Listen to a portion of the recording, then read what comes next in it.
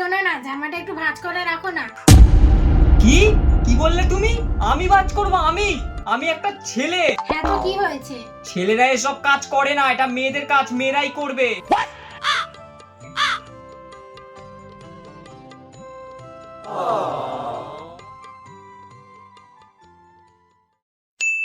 শোনো, খিদে পাচ্ছে, খেতে দাও। বেড়ে রাখা আছে, খেয়ে নাও, আমি খেয়ে নিয়েছি। আচ্ছা। শোনো, সবজিগুলো একটু কেটে দাও। আমি আমি এসব কাজ কোনোদিনও করি? হ্যাঁ তো, আমিও কোনোদিনও করিনি, কিন্তু এখন করছি সবকিছু। চুপচাপ সবজিগুলো কেটে দাও। কিন্তু আমি আরে আরে রেগে যাচ্ছ কেন? যা যা বাকি আছে আমি করে দিচ্ছি।